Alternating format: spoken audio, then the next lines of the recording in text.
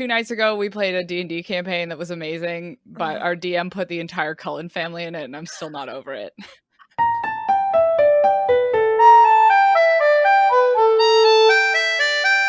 I'm hungover, but let's get into the podcast.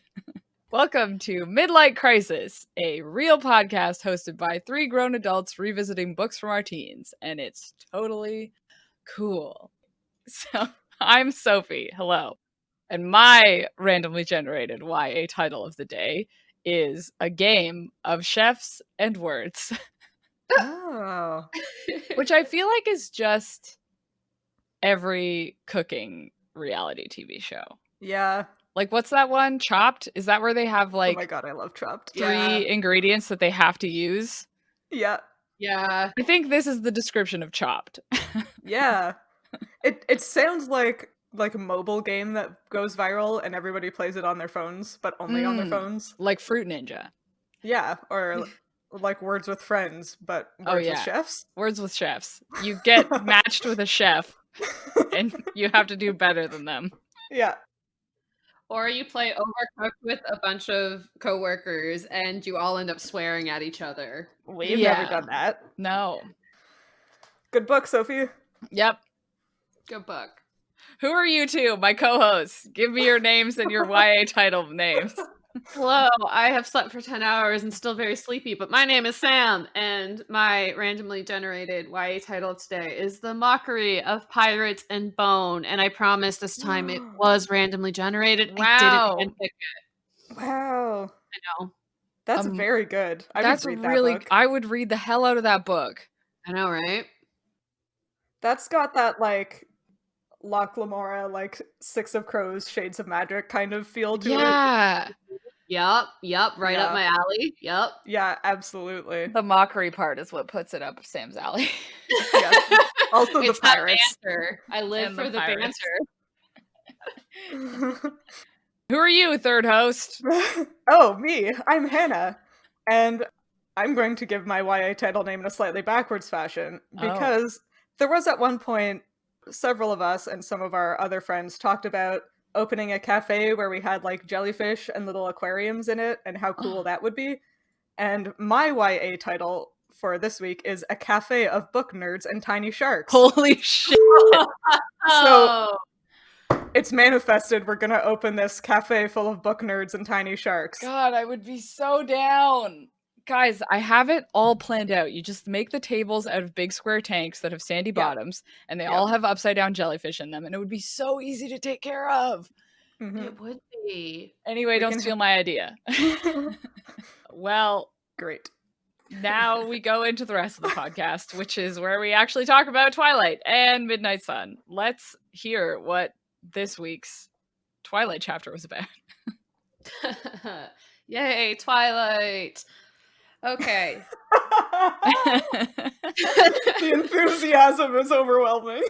I know. There wasn't a lot that happened in this chapter. It was a lot of just, like, I don't know. Anyways, so chapter 7 is called Nightmare because it opens up with a nightmare. So the first half starts off with a nightmare where we get the first foreshadowing of Jacob being a werewolf and Bella realizing she's in love with Edward with not so many words, but, like, it's pretty obvious. So the dream also foreshadows the whole Edward versus Jacob nonsense. Besides that, Bella does her doom scroll of vampire and different mythologies around them. And other than that, she does a lot of thinking. 2 days of school pass by. Mike gets rejected yet again. And the girls decide to go dress shopping, where the chapter leaves us as Bella, Angela, and Jessica drive off to Port Angeles. Wow. Yeah. Dang. Yeah. Not much happened in this chapter, but more happened in it than what happened in Midnight Sun. True. Yeah. True. Let me tell you what happened in Midnight Sun.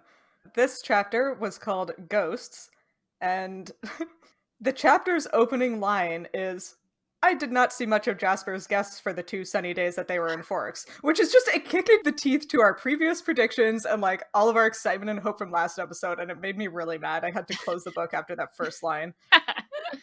And, like, it never gets much better from there. Edward mopes around and follows Bella, again, both through other people's eyes and with his own stalkery eyes. His justifications and obsession continue to be absolutely horrifying. And what I think is like the one bright point of this chapter, we get another short little look into how Charlie's mental voice works. Edward calls it quiet and contained, which I thought was nice. After a couple days of stalking, Edward finally goes home, and we do get a scene with Peter and Charlotte and the Cullen family, but it's so shallow that there's not really anything to say about it. Everybody thinks about or at Edward and his ridiculous behavior while he ignores them to play the piano. And overall, I would say, very disappointing. But also, who just like plays the piano while people are conversing in the house? Like, as a piano player, you don't do that. Like, that's just so rude. It's like you're playing over a conversation where people are like, oh, now I just have to talk louder, I guess. Yeah, like you don't just like leave the party to go play piano in a house where the party is, unless everyone is like, oh yeah, go play a song. One, I think I'm more self-conscious about my piano playing, so I'm like, oh god, no, like I would never do that, just like uncalled for. But also I was just like, that's so rude. Yeah.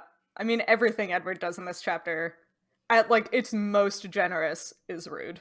Yeah. Yeah, that's true. Most of it is just horrible and terrible, and all of the other delightful adjectives we've come to associate with Edward. Yeah. Obsessive, creepy, vampire stalker.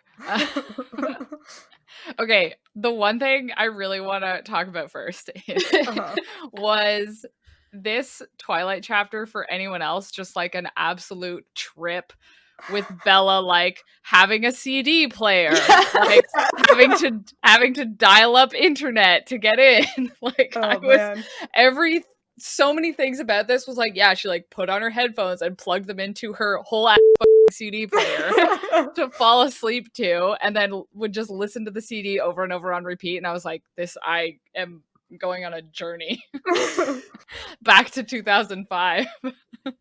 Yep. My notes literally say, oh my god, remember CD players, shout out to role-playing games, only mentions favorite search engine, not that it's Bing, but nobody's favorite search engine is Bing.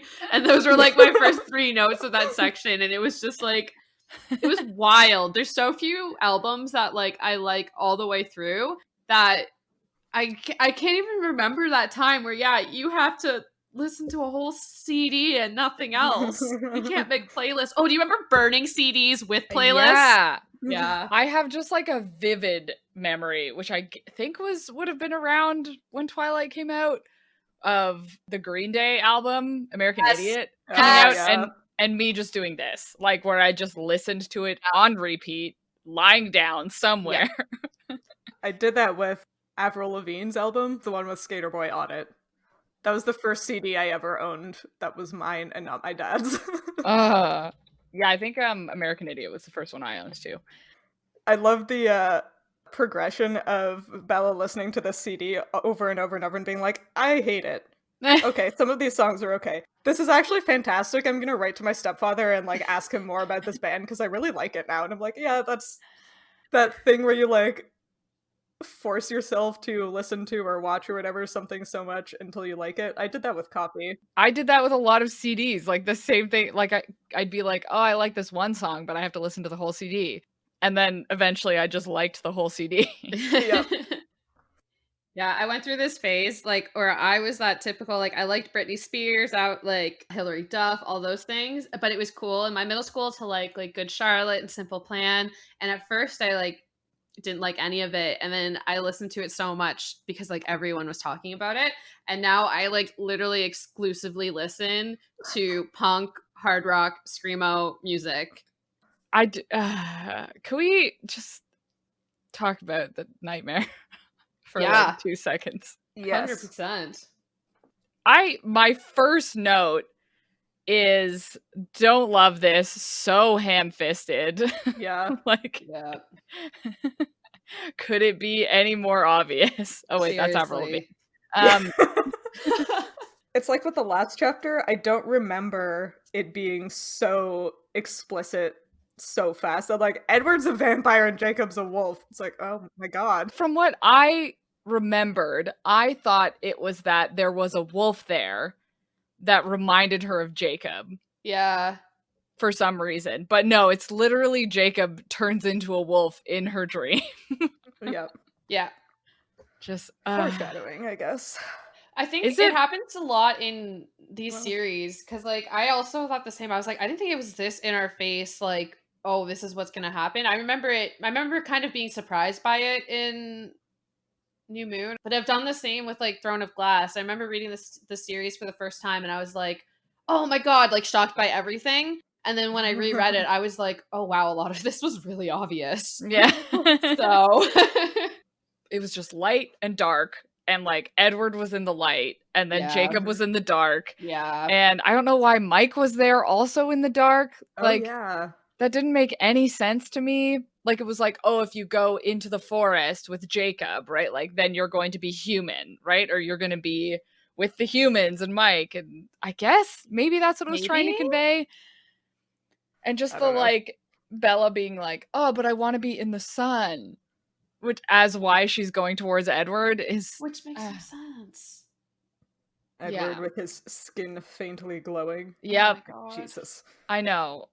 And I'm sitting here being like, his name is Jacob Black. It's like within the sentence, it's like Jacob Black, and then it's like the blackest part of the forest. And I'm like, okay, sure.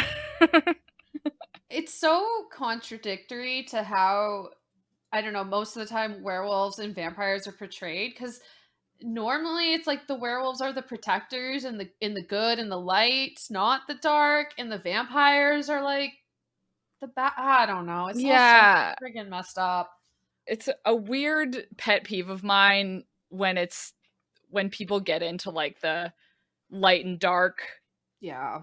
trope where they're just like, like it's the, glowing white light, sunshine or whatever, and then it's like, oh, it's the dark shadows, blah blah blah. It's evil. I just get so tired of that. Well, because it's so not how it really should be portrayed. Like, it's all along a spectrum. Nothing is that black and white, to be quite literal. Yeah. Yeah. It's also just boring at this point, right? Yeah, Like, we've all it's read a lot of so- fantasy. It's a little overdone. It's so overdone. Yeah. Which, like, it's 2005. Maybe it hadn't been quite as overdone then, but, True. I'm over it. Yeah. And I guess the whole thing about the books is, like, twilight, new moon, Yeah. midnight, sun. Oh, Yeah. But anyway, Light and dark. yeah, I'm over the nightmare. Yeah. Okay, let's I move think on. while I was reading it, I was just like, really? Really? Yeah. Really? Yeah. Dreams as plot devices are, like, a little tired. Especially for foreshadowing like that, because it's so Yeah. like clairvoyant and obvious. And I'm like, there has to be some sort of magical aspect to give you a dream so specific like that, you know? Was Alice clairvoyant before she turned? Yeah, there was something off about her. She was locked up in psychiatric institutions for her entire human life because she was odd and saw things that weren't there. Okay, yeah. To be fair, I had a clairvoyant dream the other day where I was dreaming about Formula One drivers and their seats for 2021. And in the dream, I found out that George Russell did in fact have his seat for Williams confirmed, because that's been kind of in contention despite the fact that he has a contract. And when I woke up the next morning, the first thing I saw was a push notification on my phone saying that George Russell had indeed been confirmed in his seat for 2021. So, clairvoyant dreams are real, and I had one about race cars. Whoa, Damn, Hannah, okay. you should be a vampire. Seriously. You should be a vampire. Well, I mean, like, when you're sleeping, your brain puzzles through things, right? Like, Yeah. all the information you took in that day or previous days, it, like, sorts it and puts it all together where it's supposed to go. And This is so true. it makes sense that, like, your brain would put together a bunch of pieces and be like, here's what I have done with this information. And then you're like, oh my god, it predicted what happened. And it's like, well, it was logically what was going to happen, I guess. Maybe. That's my take on it as not a person who understands human brains. In that light, it does make sense that Bella would hear the story about how Jacob is descended from wolves and Edward is this, like, cold vampire, and then dream about Jacob as a wolf and Edward as a vampire. But also, like, I don't need to see that scene. Yeah. True. There are other things you could have done with that. And why do writers never write dream sequences that, like, happen like actual dreams, where, like, Jacob turns into a wolf, and then suddenly they're in the library, and Jacob is actually Jessica, who is talking about how she's going to buy a dress from Paris, and they drive to Paris the next day. Yeah, And then, exactly. And the person didn't look anything like Jessica, but you knew it was Jessica. Yeah, it was Jessica. Bella in the dream was actually Edward, and that just made perfect sense because she was dreaming. She was like, yeah, I'm Edward. I dreamed about Twilight where I was Bella on a bus with Edward is the only part I remember. And Edward was talking about something, and my only thought that I, as a waking person, can pull up was that I thought, oh, he really isn't as bad as he seemed in the book. Dreams are so meta. So wild. That's prophetic. Maybe he's not going to be as bad later in the book. God, I hope so. Okay, well. We've talked about that for a long time. Yeah, anything else in this chapter to talk about? Did anybody else groan out loud when Bella said that her essay subject was on whether Shakespeare's treatment of female characters is misogynistic? Yep. I was so angry. I was like, oh, I don't know if this is tongue-in-cheek or just straight up irony that she doesn't realize. I felt like what it was Stephenie Meyer being like, see, I'm not misogynistic because I put this in my book. Yeah. Uh-huh. My note here says the irony of Stephenie Meyer bringing up the topic of whether the treatment of a female character is misogynistic. Like, that's literally what my note says. Yeah. I was just like, are you kidding me? Yeah, when I was getting dressed this morning, I put on my shirt that says strong female character because there has to be at least one in this podcast and we're not going to find it in the book. Yes. My note about that section is all caps. This book is internalized misogyny all over it. Yeah. Which is coherent. Yeah, for sure. Okay, besides that, there's one more thing I wanted to bring up because I was confused and I didn't know whether this just meant moss or whatever. But in the chapter, she goes, I think she goes like exploring through the forest, right? Or something to like clear her head. And she says the tree's covered in green parasites. And I was like, rude. What? And I was like, is that just supposed to be moss? And I was just like, so I wrote it down because I wanted to talk about it with two other biologists because I was like, is this just supposed to be moss and that moss is a parasite? And yeah. I know, like, there are parasitic plants that, like, climb up trees, but I'm not a plant biologist. I know almost nothing about this. Same. I mean, I would assume that she was talking about lichen. Are there lichen? I also wasn't sure. I was like, is there lichen in Seattle? Like that far south? Yeah, there's lichen everywhere. Okay. Is there? Is lichen parasitic? Are they parasitic? No, they're symbiotic. Lichen is algae and fungi. That one. Yeah. That. So I guess technically like a fungi are usually parasites. True. But I don't think lichen is necessarily bad for the plant it's on. I don't think so. But also would Stephenie Meyer know that much about lichen to call them parasites? Yeah, I don't know. I would have assumed it was the, like, sucker plants that grow up other plants. I don't know. We had those a lot in southern Ontario where I grew up. I don't actually know if they're in the Pacific Northwest or not. Right. But we were always having to cut them off of our ash trees because we didn't want the ashes to fall on our house. And then the ash borer beetle came through. Anyway. I was kind of relieved about this walk because I was very puzzled in the last chapter when Edward got to her house. He was like, oh, she went into the woods and then turned around and came back out. I was like, when did this happen? Do they not talk about it at all? And it was just in this chapter. So Edward was a little bit ahead of us. Oh, okay. Mm-hmm. That makes more sense. In case anybody else was wondering that same thing that I was. I was too. Yeah. Yeah. I had one more thought about near the end where Bella and Charlie are talking. I'm so angry. Bella is asking permission basically to go dress shopping with Jessica and Angela, and like the conversation she has with Charlie is just so incomprehensible because she's like, I want to go dress shopping for the dance with my friends. And her dad is like, why would you have to go because you're not going to the dance? And so there's like 4 lines of her trying to explain, like, it takes so long to be like, no, I'm going with my friends. And there are 2 lines. Bella is explaining and she says, I wouldn't have to explain this to a woman. I mean, that's true, though. But you wouldn't have, like, if someone came up to you and was like, oh, I'm going to go dress shopping with people. And it's like, oh, you don't need a dress. Like, I just feel like you wouldn't need to explain it to a man either. You wouldn't need to explain it to your father. You wouldn't need to explain it to a human. Yeah, I assumed that it was like, because Bella has not been a part of Charlie's life really, I just assumed it was this is a man who basically has never experienced a teenage girl before, trying to like figure out how to parent one. I feel like it's the combination of I am like trying to be a good dad and I don't know how to interact with teenagers. Yeah, but like he's a cop, like he's a public That's true. servant. Like he should know how people act, especially teens in this small town, right? Like I don't know. That's a good point. Stephanie Meyer also uses the phrase girly stuff, which is my least favorite phrase on the planet.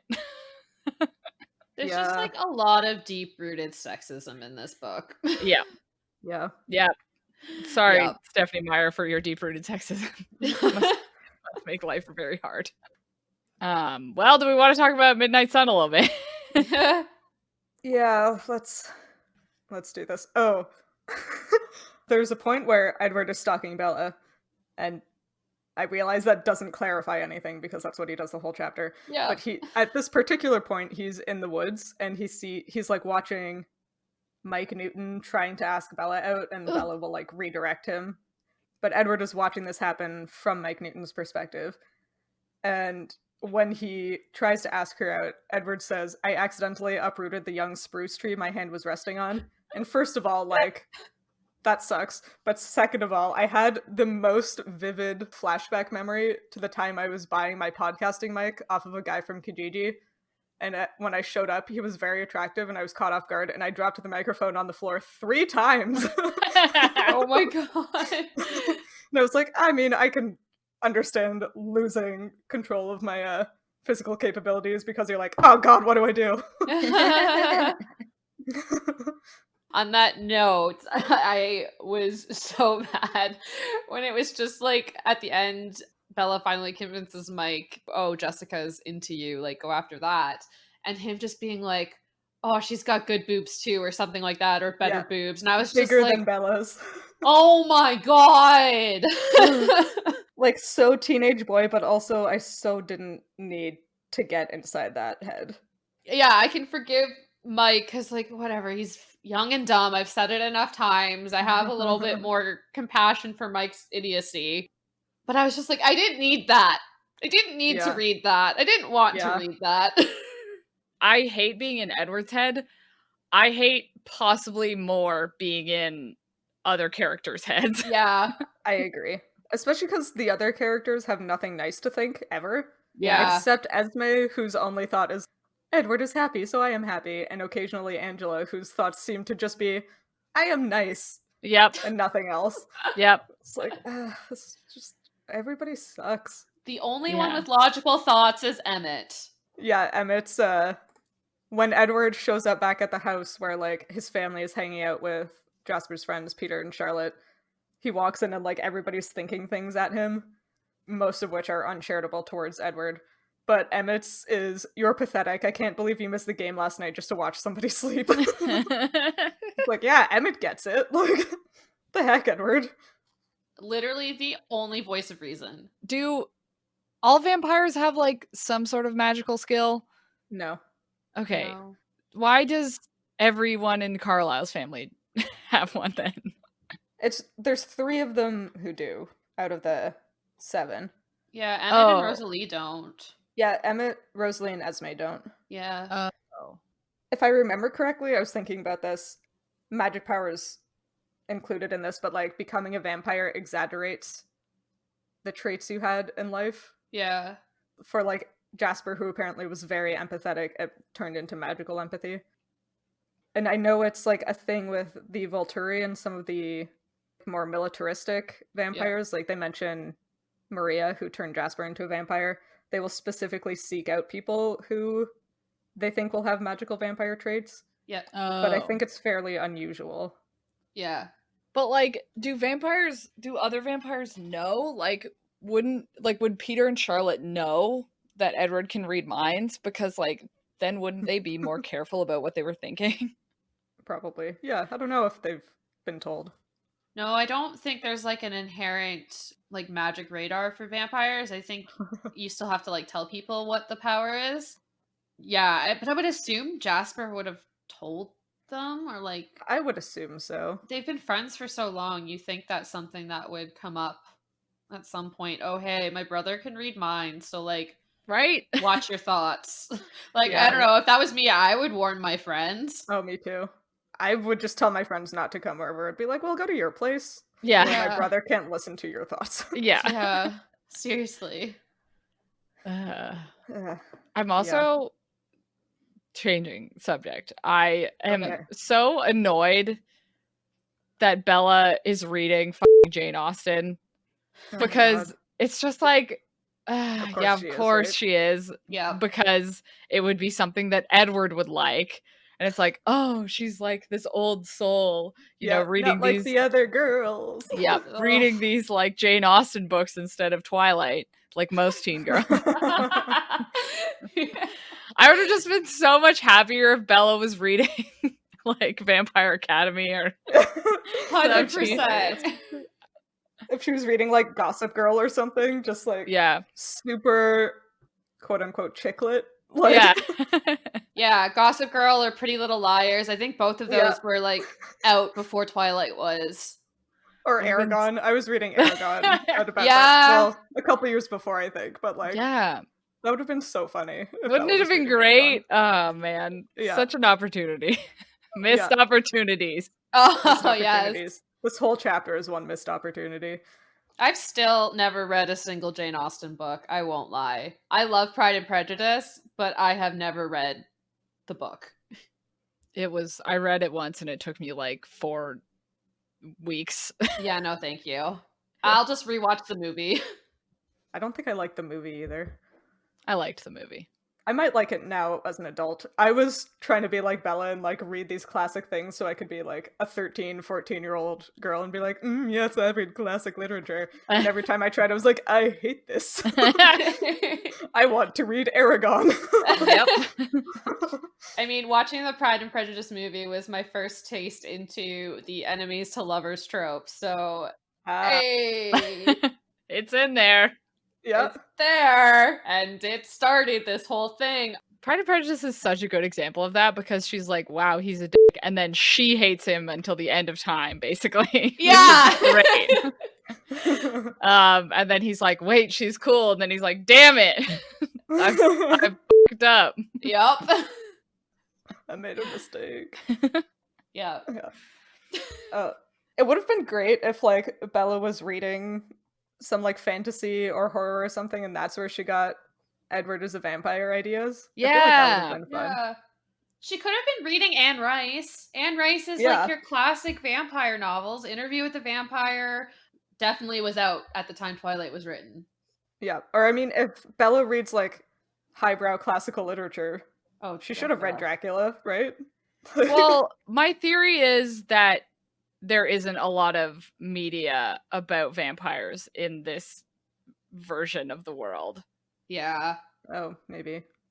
Like, if vampires actually exist, they probably scrub some versions of vampire like fiction.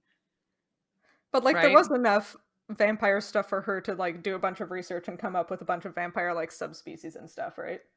Yeah, and I think we're going to talk about this after, but like she doesn't come across like Dracula by Bram Stoker, which should have been like the first thing. Yeah.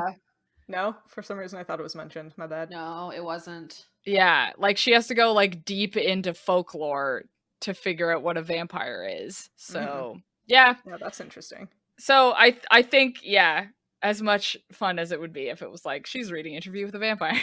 Yeah. That would be so great. I don't think that book exists. No, Yeah. I think that's a good theory because the Volturi, I don't remember if they actually have this, but I'm sure they have a vampire with the power to like change memories or like Or they just kill people. Or If they someone just- puts out a actually, vampire yeah. book, they kill Yeah. them. I was Yeah. thinking that any like books or anything had probably not existed. Yeah, fair point. Yeah, that makes sense. So I have a biology question Okay. from Edward's chapter where he says that he went off to hunt, Yep. contenting himself with the smaller, gentler creatures that did not taste as good as the other predators. And I want to ask you guys why you think maybe the predators taste better.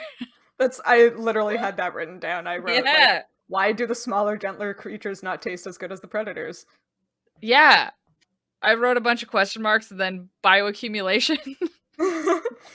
But, like, that would go...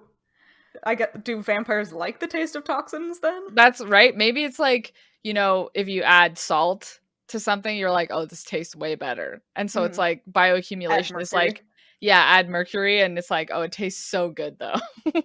What if it's like iron though? Because if carnivores are eating strictly meat diet, so predators have higher levels of iron compared to a herbivore, which probably doesn't. I guess depending on what vegetation diet it is, but that might be it. That like the top of the food chain just has the most kind of the things in the blood that a vampire would want. Maybe. Does that Yeah, make sense maybe. there? I don't know. Every idea I could come up with was why the herbivores should taste better. I couldn't think of why predators would be better. If you were talking about like marine species, I know like a lot of marine predators are more like warm-blooded. You get big fish like mackerel, sharks, and tunas and things like that are warm-blooded fish and like have more iron, have that like ability to regulate themselves better than smaller fish or planktivorous fish. So like if he was eating sharks, I could be like, yeah, they have, more robust blood than smaller fishes. But could it also be a thing to do with hormones? Because I know isn't there a theory or something? Maybe I'm just putting this in my brain from another vampire series, but I think I am putting it in my brain for another vampire series, but I remember something about the blood of something that was afraid or not afraid being better than the other. So like if an animal had a lot of adrenaline in it, so like a herbivore or prey that's constantly fighting, whereas a predator is like, no, I'm not afraid, I'm gonna eat you, so it doesn't have those like things that would make it taste bad. But they have to actively like fight the predators. Yeah. So they would get that like lactic acid. Maybe they like the lactic acid and all of that stuff. Oh, that's a muscular thing. I'm realizing I don't know anything about blood. Me neither. I think there's no reason that a predator would taste good. Yeah. No. The only thing that would make sense is if like what he'd said was like smaller mammals that didn't taste as good as other primates, right? Like like if he was eating great apes or monkeys, it's like, oh, they taste way better than like a deer because they're human predators. Oh, so do you think maybe the taste is correlated with how evolutionarily similar the animal is to people? I mean, nothing in this book will tell us that answer, but that's true. Maybe. I don't know. I still don't understand why they don't just raise livestock. I don't understand why they're just not farmers. Seriously. Or like Carlisle is literally a doctor. Like, why wouldn't he get into, is it phlebotomy, where they like draw blood and just like take a little bit extra every time there's a blood drive? Yeah. Anyway, I mean, that's how they do it in Vampire Diaries. There are a lot of solutions to. Yeah. We'd be way better vampires. I don't even have enough self-control to not eat an entire bag of chips when I buy it on the first day. So like, I would definitely Eat a whole person. I would be the Jasper in this family where I have good intentions, but every once in a while I'm like, oops, I accidentally ate an entire apartment building. My It's bad. like, well, they were all there. I was trying to go on a diet and then I was really hungry. And then I walked past and someone was, cut themselves cooking, and that was the end of that. Alas. It's like when you walk past a coffee shop and you haven't had your caffeine for the day. Yep. Did anybody else think about how hilarious it would be while Bella is like researching vampires if this was not a YA horror story and she just like Edward was just some like weird kid with poor social skills and worse circulation, and she walked up to him and was like, I know you're a vampire, and he's like, no, I just have like a blood disease that makes my hands really cold. Like, that's so mean. I have bad circulation, I'm sorry. Or like, isn't an allergy to the sun is a real thing? Like, that's something people actually suffer with. So yeah, like, I know one of those people. yeah, It's like, no, like I have anemia and a sun allergy. Like, yeah, I'm not at school because I had to go to the hospital to get treatment for my weird autoimmune disease. Like, thanks, Bill. Appreciate it. Well, don't worry, because I actually did exactly what Bella did. So I will I could tell you what she would be able to tell this person who may or may not be a vampire. Sophie, you use your favorite search engine to look up the word vampire? Yeah, so this isn't a 2020 search. So probably not what Bella would have seen. Also because I have an ad blocker. And Bella, all she could talk about is how many ads kept popping up while she was trying to quote unquote favorite search engine her vampire knowledge. Basically, like, so I first Googled vampire and then I binged vampire. I suffered through Bing for this brave podcast. Soul. I did not open Internet Explorer to do it, but I mean, both cases, the first thing that comes up is Wikipedia. Like, I did look this up because I was like, when did Wikipedia come into existence? Wikipedia was invented in 2001, but kind of became like a big deal in 2006. So Twilight came out in 2005. So it wouldn't have been kind of a major first source Bella would have seen. Yeah. Plus, if you guys recall, there was that period where people didn't trust Wikipedia. Yeah. Yes. Which was until about 2010. Yeah. Yes. At which point people were like, you know what? Wikipedia is pretty great. Yeah. And now I use it for everything. But yeah, Google and Bing both brought up Wikipedia first. Then Google had a bunch of YouTube videos about vampires. And then a bunch of articles about vampire bats, which is probably just because that's what Google was like, Sophie wants this. Yeah. I'm way more likely to look up vampire bats than vampires. And Bing just had a bunch of folklore on Britannica.com and then dictionary definitions of vampires. Bing. Try so hard. So really useful. The specific website that Bella finds, which is Vampires A to Z, does not exist anymore. I found a bunch of links to it that were all like broken, so it clearly existed before Twilight and probably for some period afterwards. But it's not there now. Also, if you specifically search for Vampires A to Z, it's just Twilight fan blogs. Oh yeah, I did do that. It's all fanfiction. Yeah.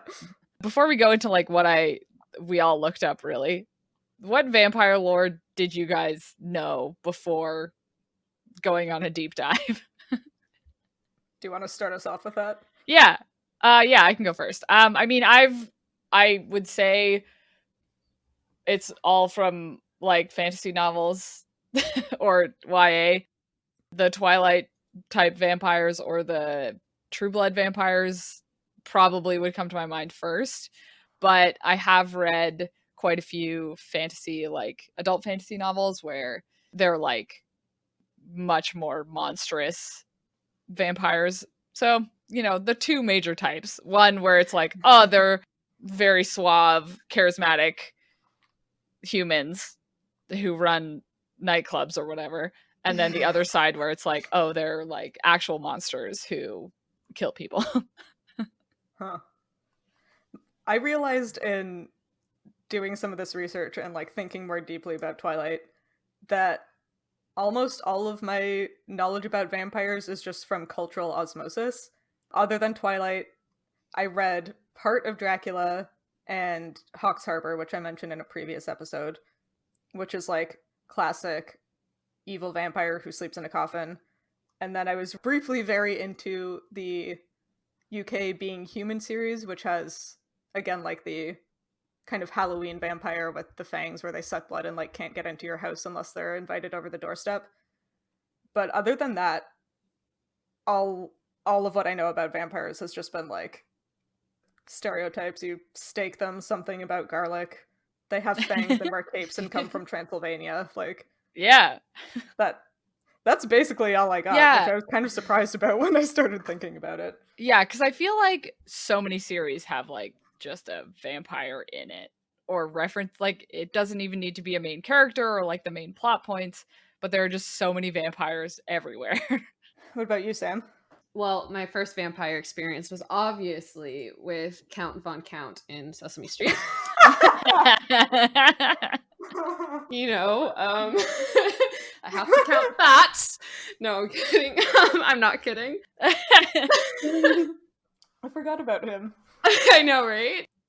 For vampires, I kind of go all over the place. I don't really know where I fit in like what I think is like where it started or everything, because I've consumed so much vampire media. I read most of the major vampire series that like came out when we were in high school. I watched a lot of the TV shows.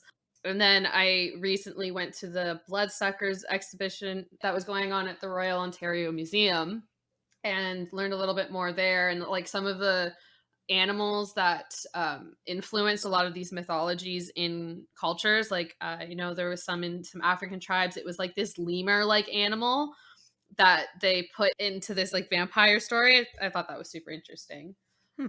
I went into a little bit like the origin of a vampire kind of thing in folklore, and obviously like some of the earliest ones in fiction, which is like where the modern take of the hot charismatic vampire are like Bram Stoker is up there. There's a book called The Vampire with a Y. Oh yeah. By John Polidori. That was like the first one.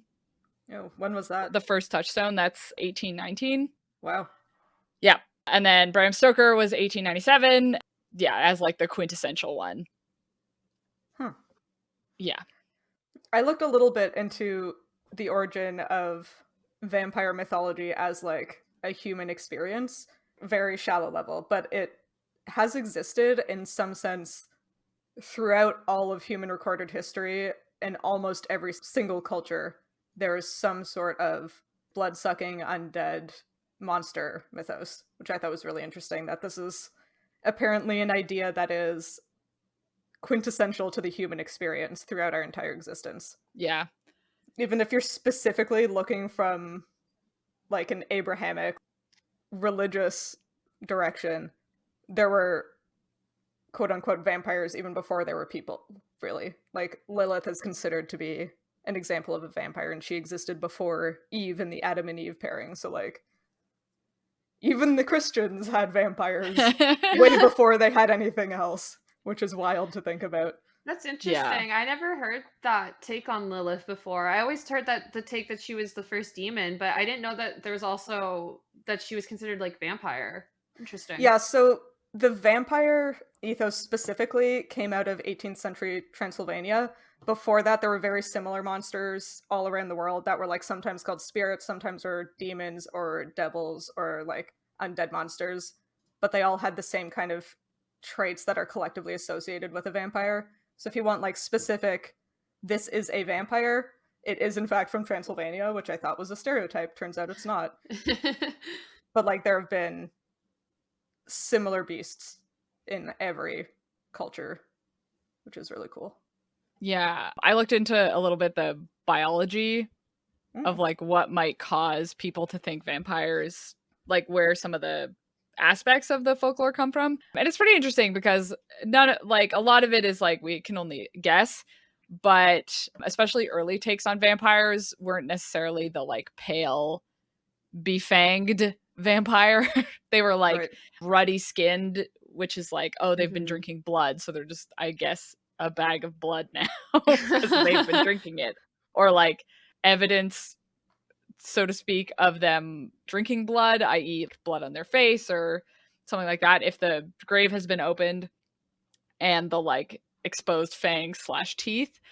And a lot of this can actually be attributed to, okay, like content warning for talking about dead bodies coming up here. Right. Because a lot of this can be attributed to like humans not really understanding how bodies decompose, Mm. especially when they're like freaking out and they reopen a coffin or dig up a body, or maybe they've like buried a body somewhere different than like other bodies and things are different there. Because like as you decompose, the body like fills and kind of bloats, which people attributed to like, oh, they look well fed now and they look like they've been drinking blood because like it tends to come out around the face and your gums kind of recede and your fingernails, around your fingernails, the skin kind of recedes. So like it looks like your fingernails are longer and your teeth are longer, which is really cool and gross, but I had never really thought about it that way because I kind of knew that. I knew that like, oh yeah, as the body decays, the teeth and hair and fingernails kind of look longer, but I had never thought about it as like, well, that's where the vampire thing comes from. Yeah, that's cool. I wouldn't have made that connection. Yeah. Most horribly. Part of it is probably from like not understanding when someone's dead Yeah. and burying That's them. like a thing. Yep. Alive. And then when you open the coffin later, you're like, oh, weird. It looks like they like smashed their head a bunch of times on the inside of the coffin. Oh. It's like, yep, because they were trying to get out again. Yeah. Oh my god, Yep. that's horrible. Anyway, we don't do that anymore. That's probably why the most common way of becoming a vampire in literature is that whole you have to come out of a coffin or be like laid to rest in a cemetery and like you dig yourself out of a grave to successfully make the change or something. It probably stems from that as well. Yeah. Yeah.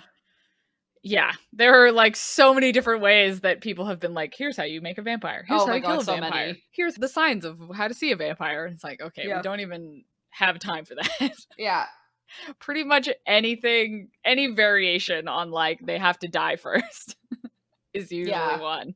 Bella mentions 6 subspecies of vampires specifically, but even with those 6 species, they are fairly varied and there are like a bunch of different ways that they become a vampire to like how you kill a vampire. That was really interesting to look at, and I kind of want to do some more vampire mythology research. I didn't get super deep into it because I'm a busy lady. Yeah. But it was very interesting. Yeah. So in Bella's vampire A to Z searching, she specifically picks out a couple of them that share some traits with what she thinks the Cullen vampires are like. I did look up how to pronounce these, but I am monolingual and my tongue is not that dexterous, so apologies to anybody who speaks these languages. But there's the Danag of the Philippines, the Hebrew Estri, the Polish vampire, which she calls the Upie, but seems to be most commonly referred to as a Yeski, I think. There's the Veracolaci from Romania, the Nalapsi from Slovakia, and the Strigoni Benefici from Italy. And of these, I personally thought the Nalapsi was the most interesting as a concept, I guess. They are superficially similar to the Cullens. They're like the pale, lean, strong with red eyes. But on the sources I found were described as being like among the most monstrous, vicious, and powerful of all of the vampire mythologies. So they have like the talons and the sharp teeth that, like Sophie mentioned, probably came from the retreat of the soft tissues after death. But these things would go around, would destroy entire towns, people, animals, everything, and then anything that survived would succumb to the plague that the Nalapsi also brings with it. And the way you can find one, because their weakness is that they're not harmed by the sun, but they can't be out during the day, so they will return to the grave from whence they came to sleep during the day, and they can't come out at all on Saturdays. Oh. Yeah. But you can find... The way you find one is by putting a virgin boy on a white horse that never stumbles and walking it through the graveyard. And if the horse refuses to step on a certain grave, there's a Nalapsi in there. Oh my And god. the way you have to kill a Nalapsi is like super elaborate. There is garlic involved, there's a wooden stake involved, there's beheading and burning involved, there's also opium involved. Like, it's this whole Wow. process to make sure that this thing doesn't come back to life. And like, that's the most aggressive one. And then like the Philippine one, the Danag, originally coexisted with humans, and they were primarily taro farmers until one of them discovered how delicious human blood was. The estries are like exclusively female, but they're beautiful and like prefer to eat children. Several of these subspecies are shapeshifters. One of them I thought was really interesting was the Polish one, the Wieski, and that was, it's predetermined at your birth whether you're going to become a vampire or not. Whoa. And it's depending on the shape of the caul, which is like part of the fetal membrane on the newborn's head. So there was a way to prevent that. If you dry out the caul and feed it to the child on its 7th birthday, then it won't become a vampire. But otherwise, like, you live your entire life, and then at midnight, the night after you die, you become a vampire and come back and kill your entire family. I thought that one was really cool, but also so specific. Yeah. Whoa, I like that one. Right? Not the whole Yeah. killing your whole family thing, but like, Yeah. whoa. Like, the Verelakachi one, the Romanian one, was cool, especially because in later books in the Twilight Saga, they mention, like, the Romanian vampires that are even older than the Volturi. That probably came from this specific mythology where vampirism could be hereditary. Vampires were able to breed and, like, pass on their vampirism to other vampires. But you could also become a vampire or a Verelakachi if you were unbaptized or died by suicide. Oh. And they could shapeshift into a bunch of different animals. They could also astral project as a dragon or an animal with many mouths. And they're right. And the bite wound leaves no marks, which is sort of like Morbius in the 90s Spider-Man cartoon, who doesn't bite his victims but sucks their blood out through suckers on his hands. I hate that. Oh. But yeah, like, even in these 6 specific ones she mentions, there's such a variety of origins and methods and ways of disposal from a human perspective that was really interesting. The Strigoni Benefici was a weird one too. You had something about that, right, Sam?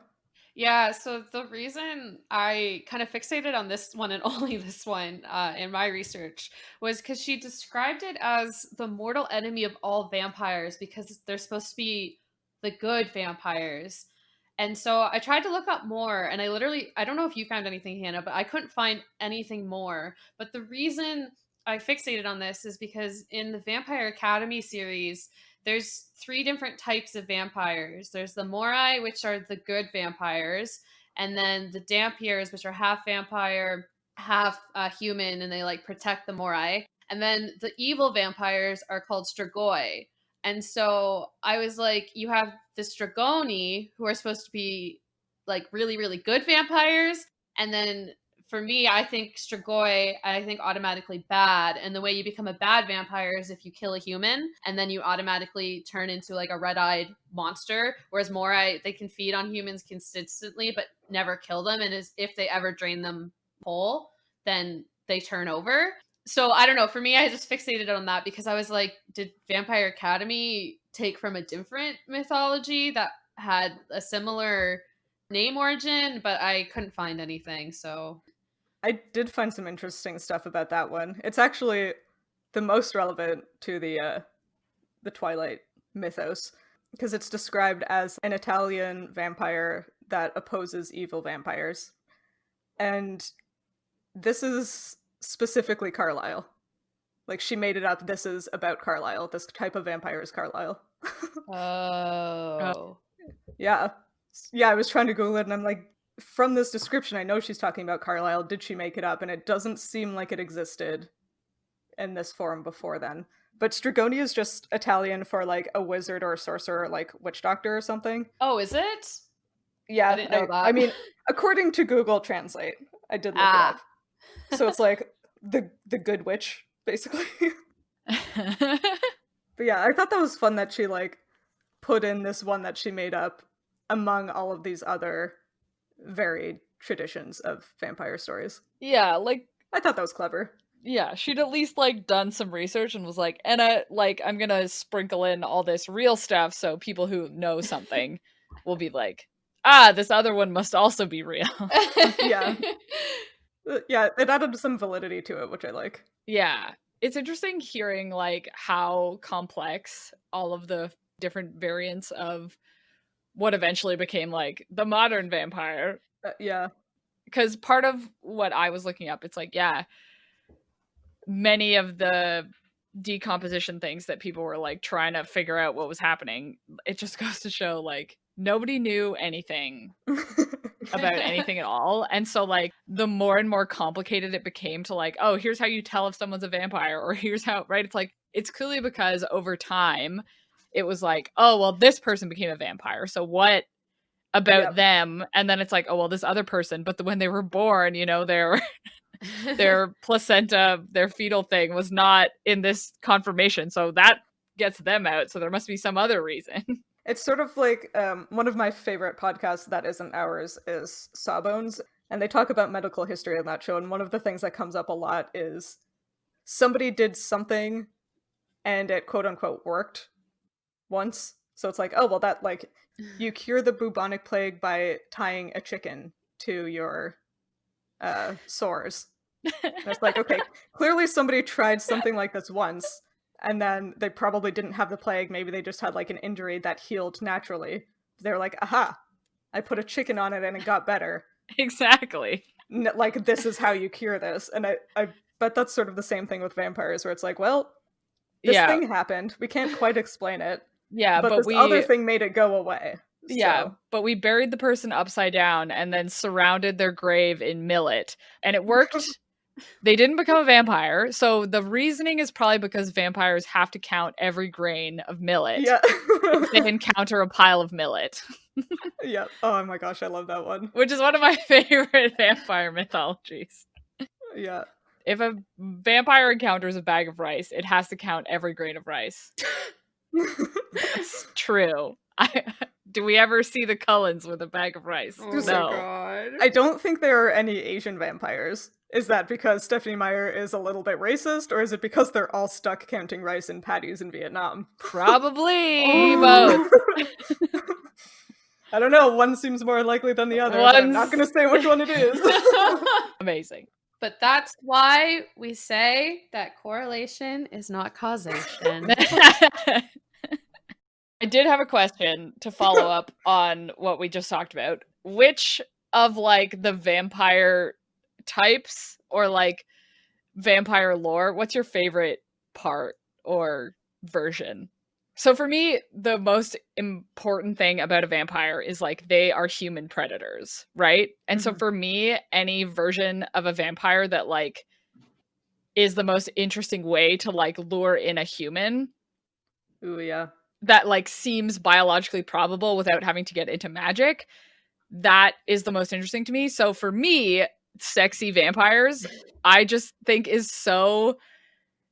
I don't know that I've read something that actually does what I feel like is justice to it, but the idea that like you get humans to show up to be eaten because you're just so hot is like so perfect to me.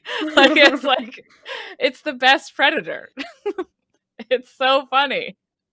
As soon as you said that, my mental picture immediately went to lures, and I was imagining like a vampire that has Anglerfish. It's fall. Yeah, so I was thinking of like a lure on the forehead shaped like a pumpkin spice latte. It's like, oh, do you want this? It's like, oh yeah, and then you show up and the pumpkin spice latte like bites your neck and sucks your blood. Exactly. Yeah, that's funny. There are a couple like forms of media that have done interesting jobs of like creating a predator for humans that I've really enjoyed and like really get me thinking about stuff. And so for a vampire, I'm like, yeah, you know, having a really hot vampire is probably the best way to get your prey to come to you. Like it's the same idea as like the mermaid myth, right? It's like, how do you get sailors to show up to your island? It's like, you are a sexy lady. Yeah. and then you could drown them and eat them. I have always, for my entire life, wanted to be a shapeshifter. Mm-hmm. So I think that's probably my favorite vampire thing. And like the fact that some of them shapeshift into either a bat or a cloud of bats, which is bonkers to think of turning Yep. into many things. Like bats are cool, but also there are these ones that can like turn into a dragon or can turn into a frog or can turn into a flea, can turn into a dog. I'm like, that's cool. I want to be one of these vampires that can turn into a bunch of different animals. I would just like live my best life. All I want is to be able to turn into animals. I want to be an animorph, you guys. That's all Yes. all I've ever wanted. I want. I love that. Yeah. I guess it's my turn. I don't know. No, like, I don't know. I'm like sitting here and I'm like, why did I like, because I loved vampires. Like, I loved Mhm. vampire books. And I don't know if it was the whole sexy aspect of it. I don't know what it was. Can I make a suggestion? Yes. I did not read many vampire books, so this might be off, but I am a big fan of like the tortured soul anti-hero character, and I feel Yeah. like you might be in the same camp as me, and I feel like sexy vampires might also fit into that stereotype pretty well. Do you think that could have been it? I think that definitely has something to do with it because, like, I loved, like, Damon and Stefan Salvatore from the Vampire Diaries. What's his face? Eric from True Blood. Dimitri from the Vampire Academy. But I also, like, I'm sitting here and I'm like, a lot of these books I read because this is going to sound so messed up, but because, like, vampires had power. Like, they weren't weak and they were able to, like, take control of their own life. And I think when I was reading these in high school, I was very much, like, not in a great place. Like, I had a lot of insecurity issues and In high school, nobody has power and everyone wants it, so that does make a lot of sense. yeah, and I went to, like I said before, I went to a really cliquey high school, right? And it was very much like that Mean Girls division where like there was popular people and like I feel like it kind of stems from that and just like a vampire was like a one up from a human. So like you were more powerful and I tended to like the series where the vampires weren't necessarily evil. I like the ones like Vampire Academy where you had your good vampires and they didn't kill humans. Same with the House of Night series. You had good vampires, even Vampire Diaries. Like you didn't harm people, but like you were still more powerful than people. So I don't know. It's really messed up, I think, but that's probably where No. it comes from. That I don't makes think sense. that's messed up. Yeah. Okay, good. Between the three of us, we like the fact that they are sexy shapeshifters with power. Like, who could say no to that? I mean, yeah, that's actually a really good way of summarizing that. Yeah. It was like, yeah, if you put it that way, like, hell yeah, turn me into a vampire, suck my blood, like, Yeah. get in there, let's do it. I don't know what shape my fetal membrane was on my head when I was born, but here's hoping. Yeah. That about wraps it up. So the next chapter is called Port Angeles. Do either of you guys have a guess? What's going to happen in Port Angeles? I mean, Yes. You both said yes and had a moment of silence in a way that it should be obvious, and I have no idea what's going to happen. Oh, Sophie. Sophie. I don't know. What's happening? Well, like Edward races off to stalk them, and then Yeah. I'm pretty sure this is the like scene where Bella goes off without Jessica and Angela to like make trouble or something. Or am I thinking of New Moon? Yeah, I don't think she's looking for trouble in this one, but it's the same type of people that she ends up going towards in New Moon, right? Yeah, and like Edward comes in and saves her, and Yeah. then she leaves Jessica and Angela, and then like I think ends up going to dinner with Edward. Yeah, she has ravioli. Yeah. Why I remember that specific detail, I couldn't tell you. Yeah. I don't know. And she wears a khaki skirt, right? That Edward thinks is like super hot. Yeah. Which is hilarious because like who looks hot in a khaki skirt? I think you're right, yeah. Anyway, my prediction for Midnight Sun is that Edward is going to be super stocky, super obsessive, and super homicidal. Ugh. And then act like an absolute dick to Bella, who is going to think it's hot. Dang. That's my prediction. Yep, I Gross. stand by that. Ugh.